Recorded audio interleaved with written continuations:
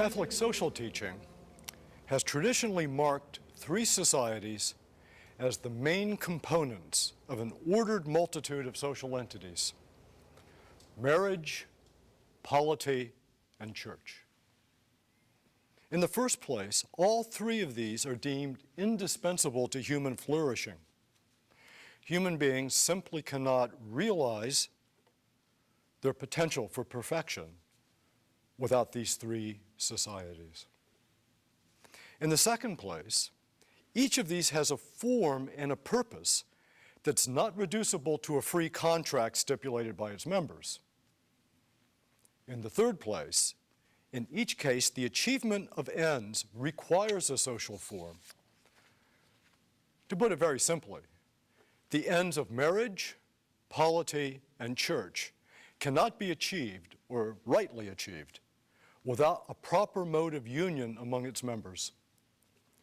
And this is what marks these three great societies of marriage, polity, and church, marks them off from what we usually call voluntary societies. Now, let's be careful. We are not dividing the voluntary from the involuntary as such, because every social unity of order requires voluntary actions. Rather, by voluntary and involuntary, we are trying to highlight the fact that some or even all of the ends of voluntary societies could be achieved without a social form constituting an intrinsic common good for its members. For example, relief for the victims of war, provision for the burial of the dead, recreational sports do not necessarily require a truly societal association. Yes, it's possible to bowl alone. So much the better, of course, when these ends are pursued in religious and in charitable congregations, teams, and so forth. Voluntary associations build up what sociologists call social capital, because the habits of membership make individuals even more socially skilled, and these skills can be transferred from one social membership to another. Even so, in the case of voluntary societies, the ends do not absolutely require a social form. And even when a social form is deemed desirable, agents are usually free to designate the form of their union. So what we are calling attention to right now is the pursuit of ends that absolutely require a social form. And as I said, the ends proper to marriage, polity, and church cannot be achieved simply on the basis of partnerships. In the natural order, the two great societies are marriage and polity. In the supernatural order, of course, the church. And the adjustment of these societies, one to the other, is a most delicate issue, because in any ordinary society, these three must coexist. The problem, however, is deeper than finding just the right juridical instruments for organizing the proper scope of each society within itself and in relation to the other great societies. It also represents a social problem, inasmuch as there is overlapping membership. Spouses and their children are members of the polity and of the church. But having emphasized the fact that there are three great societies by nature and supernature, we also need to esteem and to protect voluntary societies. In his famous encyclical, Rerum Novarum, published 1891, Pope Leo XIII defends the sanctity of the family and then quickly turns to a defense of the right of workers to form associations. And the following passage from Rerum Novarum touches the nerve of the issue. And I quote from Pope Leo: "Private societies, then, although they exist within the body politic and are severally part of the body politic, cannot nevertheless be absolutely and as such prohibited by public authority. For to enter into a society of this kind is the natural right of man, and the civitas has for its office to protect natural rights, not to destroy them. And if it forbid its citizens to form associations, It contradicts the very principle of its own existence. For both they and it exist in virtue of the like principle, namely, the natural tendency of man to live in society. There are occasions, doubtless, when it is fitting that the law should intervene to prevent certain associations, as when men join together for purposes which are evidently bad, unlawful, or dangerous to the common good. In such cases, public authority may justly forbid the formation of such associations and may dissolve them if they already exist. But every precaution should be taken not to violate the rights of individuals and not to impose unreasonable regulations under the pretense of public benefit. Rather, the state should watch over these societies of citizens banded together in accordance with their rights, but it should not thrust itself into their peculiar concerns and their organization. For things move and live by the spirit inspiring them, and they may be killed by the rough grasp of a hand from without." Unquote. Perhaps the most famous passage of Rerum Novarum. According to Pope Leo, such societies spring from the same source as the state, man's natural tendency to dwell in society. These societies do not devolve from the state or come into existence because of the state's need to outsource its own powers for useful ends. The key point is that whatever the difference that obtains between political union, ecclesial union, familial union, and the many kinds of voluntary unions about which Leo was speaking in that passage, they have something in common: the natural tendency of man to be social. True enough, there are qualitative differences between a state, a church, and a family and voluntary associations, but they spring from the same source: human sociability. It should be understood that when Leo referred to private societies, he did not mean in liberal terms societies that are not part of the body politic. Instead, the word private means a contract, status, or an association to which the state is not an immediate partner. It comes from the older Roman law notion of lex privata. The state is not a member of the private association, but the private association is certainly in the state. Hence, the state's interest in exercising some regulatory powers, especially in matters criminal. None of these societies, private or public, exclusively instantiates the genus social. The state, for example, does not represent the genus social under which are arrayed the church and the family as species. But this also holds in the opposite direction.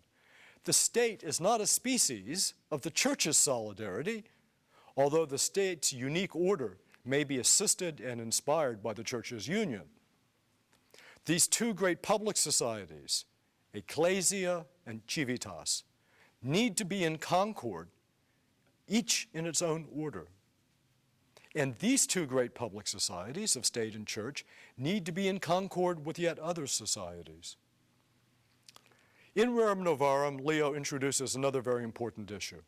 He writes, "In order that an association may be carried on with unity of purpose and harmony of action," notice, I pause, that's the definition of a society: common end and common unity of action. I return to the quotation. "Its administration and government should be firm and wise. All such societies, being free to exist, have the further right to adopt such rules and organization as may best conduce to the attainment of their respective objects." Unquote. So, a society marked by common ends and a unity of action must have authority. Leo's point is that the state will do an injustice if it allows societies other than itself to exist, but denies their capacity for self-government. Where there is no right to group authority, common action will depend entirely on spontaneous unanimity. But this is hardly possible in a family, much less in an economic corporation, a university faculty, a church, or even a sports team. Hence, a state that recognizes the existence of civil society but not the diverse modes of authority appropriate to these various societies, reduces society to mere partnerships. Why? As we already said, because mere partnerships do not need authority except when, in violation of contract, the partners have to litigate their disagreement in the courts of the political society. Now, at last, we can address the principle of subsidiarity. The term was coined by a 19th century Italian Jesuit, Luigi Tapparelli. By the way, when Leo was 10 years old, his family sent him to study in Rome, and he studied under Tapparelli. He was Tapparelli's gopher. You can imagine studying under one of the greatest Catholic philosophers of the 19th century at the age of 10 years old. But for Tapparelli and the tradition of Catholic social doctrine, subsidiarity is not a freestanding concept. As a principle regulating and coordinating a plurality of societies, subsidiarity presupposes a plurality of groups, each having distinct common ends, distinct kinds of common action, and distinct kinds of authority. It is not a question, therefore, of whether there shall be a plurality of societies. It's not a question immediately of whether this plurality of societies is efficient or immediately useful to the state.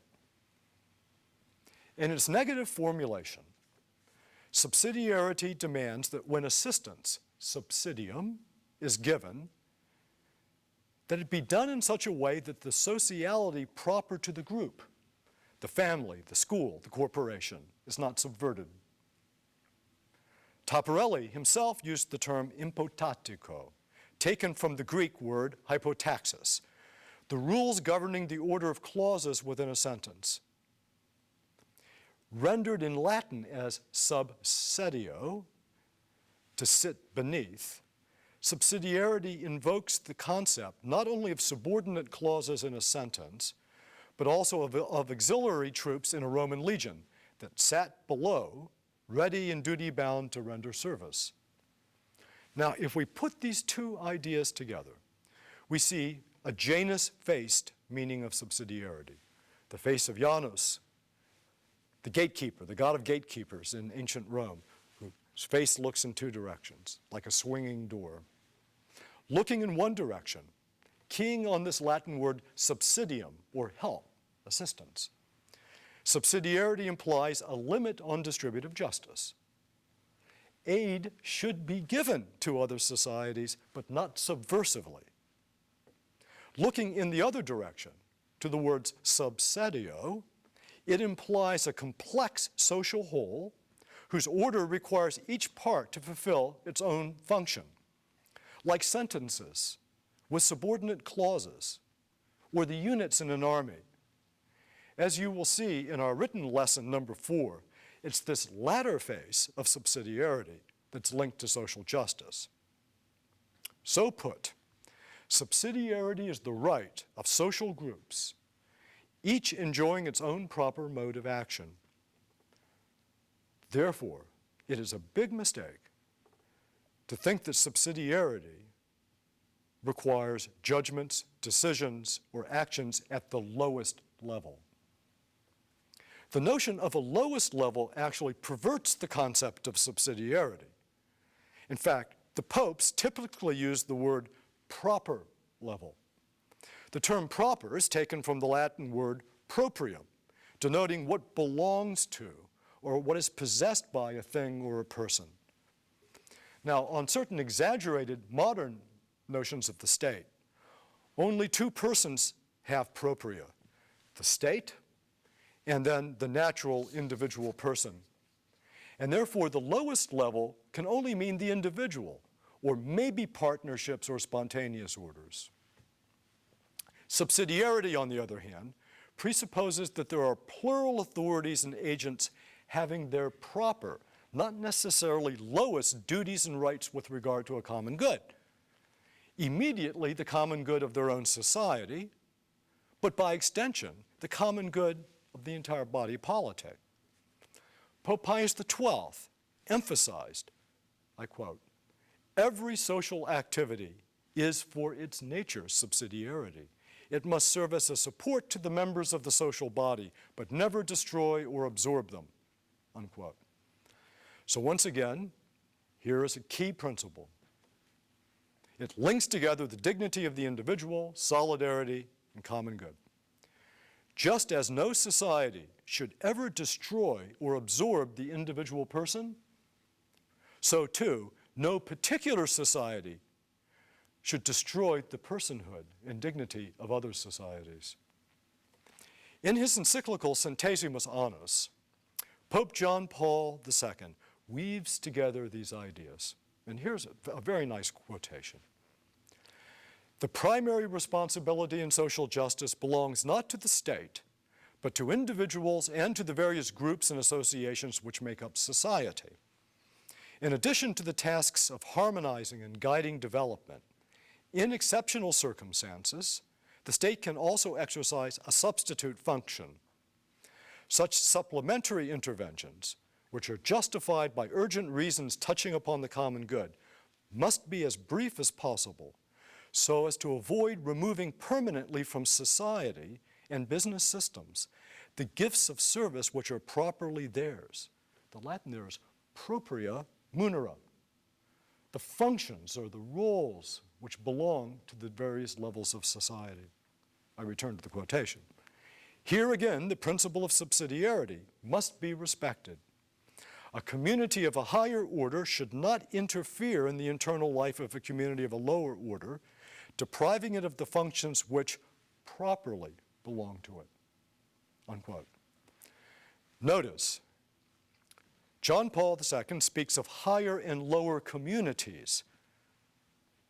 He's not talking about highest and lowest levels or lowest levels. He's talking about communities as the main units of this.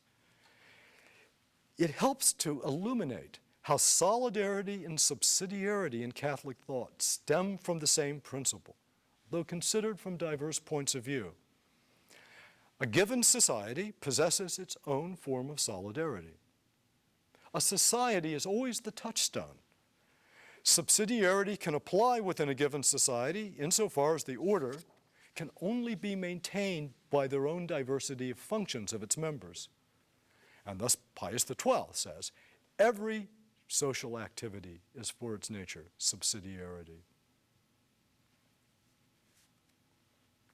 Subsidiarity can also apply to a polity.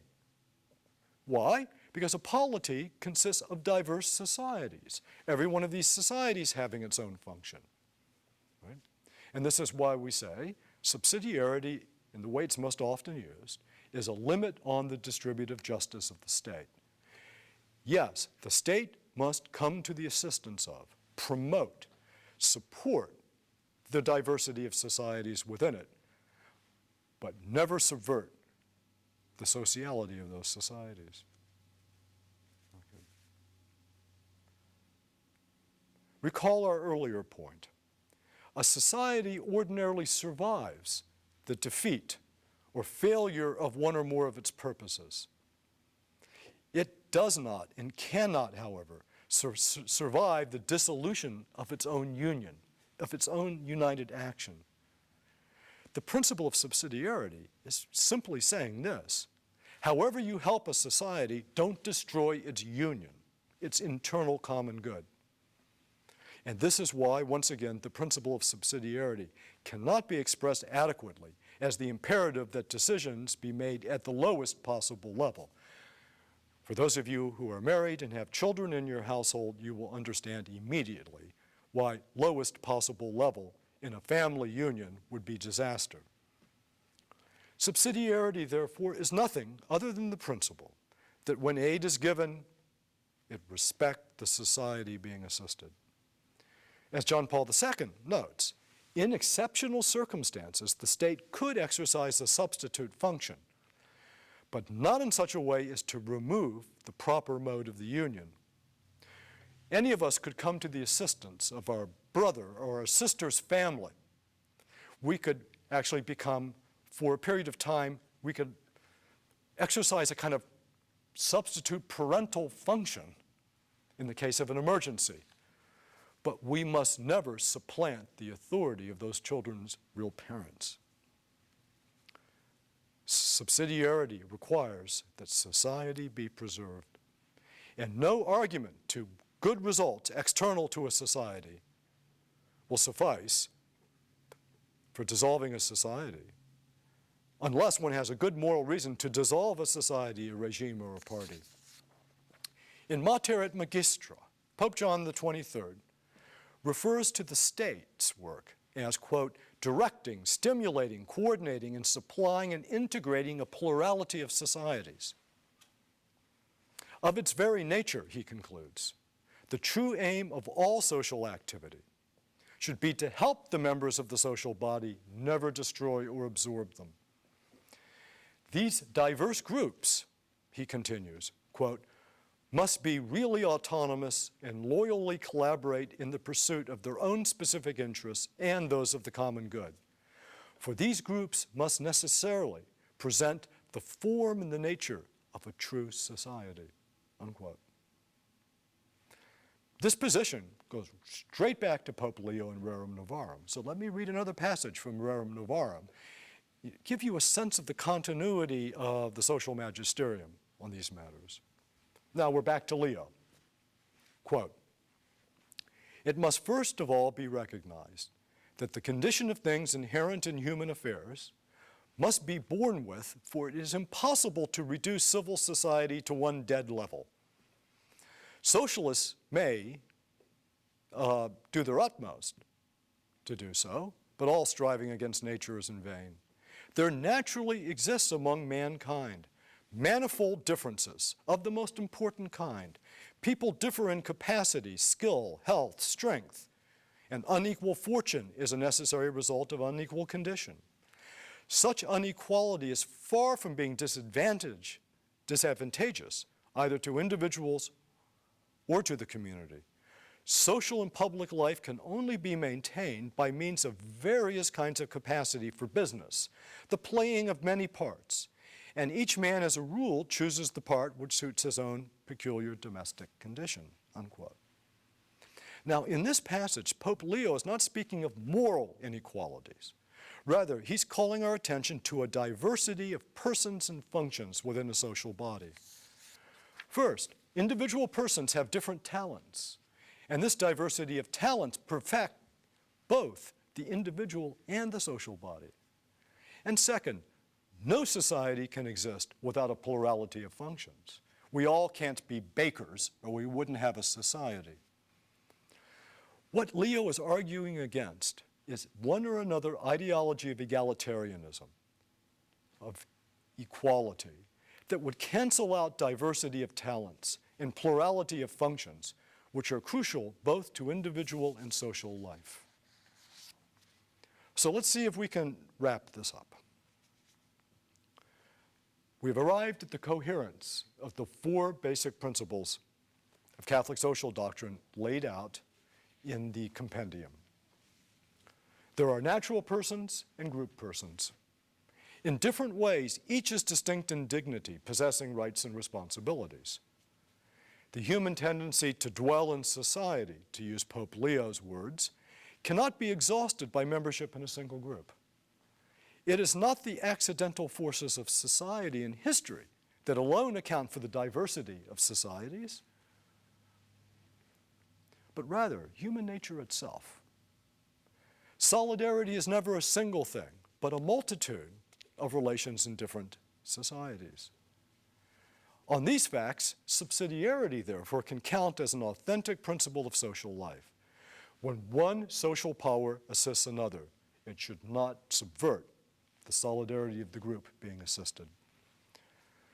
These particular groups, in turn, need the virtue of ordering themselves into harmony with the others, and thus is brought into existence the common good called polity.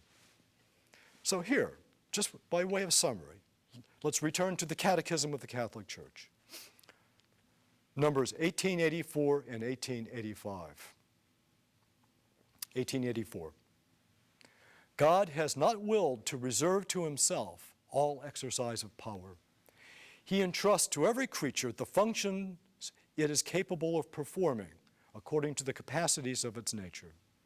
This mode of governance ought to be followed in social life. The way God acts in governing the world, which bears witness to the great regard for human freedom, should inspire the wisdom of those who govern human communities. They should behave as ministers of divine providence. And now, 1885, the very next paragraph. The principle of subsidiarity is opposed to all forms of collectivism.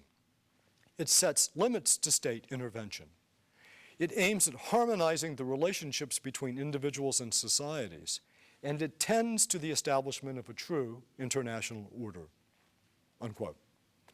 So, you see, we have returned to this profound Catholic understanding of the different ways we imitate God. First, each of us is made unto the image of God, possessing the dignity of a rational substance, possessing our own talents and actions. Second, God wishes for us to achieve unity in multiplicity, in communion of persons, in societies. We bring back to God that excellence that moved God to say at the sixth day of creation, not just good, but very good. Finally, we should say that this idea of a communio personarum is very good, chiefly in the three societies instituted in different ways by God himself. First, in marriage, family. We should never forget that of all the seven sacraments of the Church, only marriage has a society as its natural sign. Second, in polity, which has as its purpose the vindication of justice in the temporal community. And ultimately, in the Church as a corpus mysticum, it has its end in a supernatural beatitude, as its head, the God-man Jesus Christ, and as its internal form, the Holy Spirit poured out into the hearts of its members, bound together in charity. As I said before, these are the great societies. It's not to demean voluntary societies, but the Catholic Church has always taught that there is an order of priority: church, state, family. This is why Catholic social doctrine has always been most interested in anything that would directly attack, distort, or demote marriage and family, political order, or the church. There is an order of priority. There are also analogies between these societies, but not such a way as to remove the order of priority. I can give you no better recommendation for studying Catholic social thought than to begin with Pius XII's encyclical Mystici Corporis, written in the middle of World War II, 1943. As Europe is in flames, well, half of the world is in flames, he decides to write an encyclical on the mystical body. And he begins with a general statement of what it means for any society to have a common good. And I quote Pius: "In a natural body, the principle of unity unites the parts in such a manner that each lacks its own individual subsistence. On the contrary, in a mystical body, the mutual union, though intrinsic, links the members by a bond that leaves to each the complete enjoyment of his own personality. Moreover, if we examine the relations existing between the several members and the whole body, in every physical living body, all the different members are destined ultimately to the good of the whole alone. While if we look to its ultimate usefulness, every moral association of men, a true society, is in the end directed to the advancement of all in general, and of each single member in particular, for everyone is a person," unquote. I think it's very important that he was making this point in 1943, because he's dealing with the totalitarians, right? The communists and the fascists, trying to lay out a principle of what a true society is. A true society is not like a big substance that takes all of the individuals and makes them just accidents of the nation, or of the race, or of the state. But then, Pope Pius turns to what is unique about the social structure of the Christian community. And I quote again: "Hence, this word in its correct signification gives us to understand that the Church, a perfect society of its kind, is not made up of merely moral and juridical elements and principles. It is far superior to all other human societies. It surpasses them as grace surpasses nature, as things immortal are above all those that perish. Such human societies, and in the first place, civil society, are by no means to be despised and belittled. But the church in its entirety is not found within this natural order, any more than the whole of man is encompassed within the organism of our mortal body. Although the juridical principles upon which the church rests and is established derive from the divine constitution given to it by Christ and contribute to the attainment of its supernatural end, nevertheless, that which lifts the society of Christians far above the entire natural order is the Spirit of our Redeemer, who penetrates and fills every part of the church's being, and it's active within it until the end of time as the source of every grace and every gift and every miraculous power. Just as our composite mortal body, although it is a marvelous work of the Creator, falls short of the eminent dignity of our soul, so the social structure of the Christian community, though it proclaims the wisdom of its divine architect, still remains something inferior when compared to the spiritual gifts which give it beauty and life and to the divine source from which it flows." Unquote. The church is a true society. It not only has an end, which is God, but it has a mode of union, which is nothing other than the Trinity itself. Class, I say this is where to start. Begin reading Mystici Corporis, and you will see all of the concepts I've lectured on here today. And good reading, good luck with your lessons in bibliography. Thank you.